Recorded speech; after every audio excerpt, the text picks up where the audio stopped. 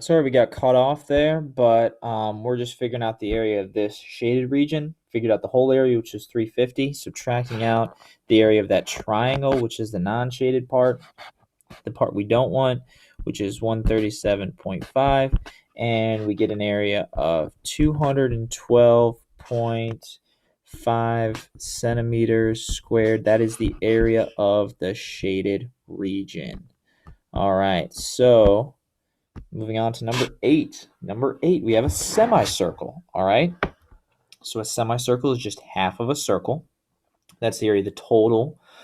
And then the area that we don't want, the area we're going to subtract out, is the area of that triangle. Okay, the area of that triangle.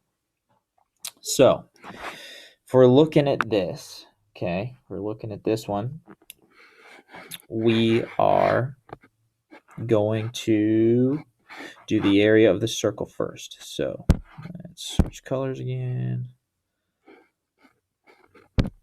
So the area of the circle, actually semicircle, but we'll just say circle, is going to be 1/2, because we're taking half of the circle. And now for this one, we have to figure out what the radius is, okay?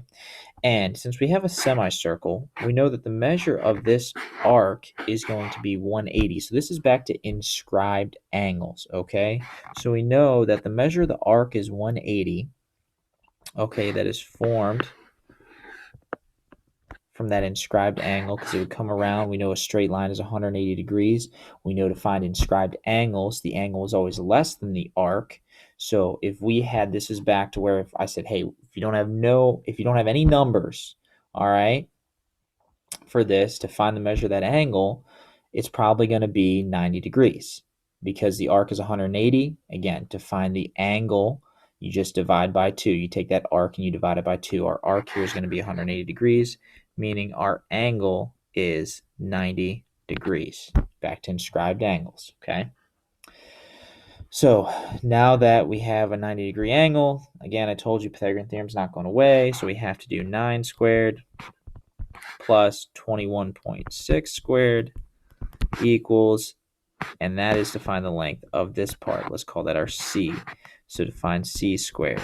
So once we do that, plug it in our calculator, we should get C to equal 23.4.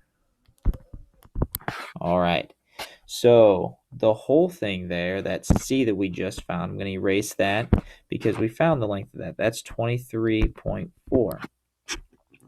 Now, that's a diameter of that semicircle. We need a radius. So we're going to have to take that 23.4 and divide it by 2, which gives us 11.7.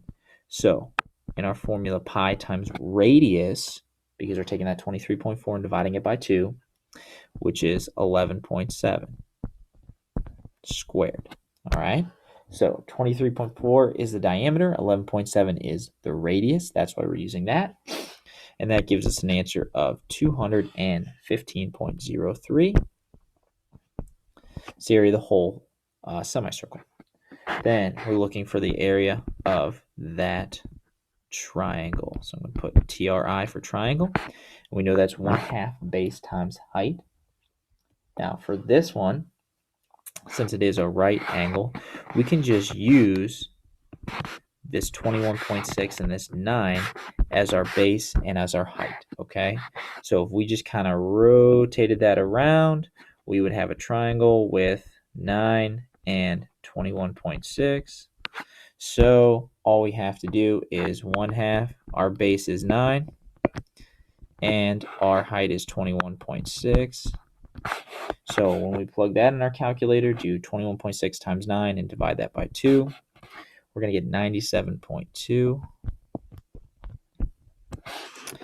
So all we have to do is take the area of the whole thing, which is 215.03, and subtract out that 97.2, which is the part we don't want.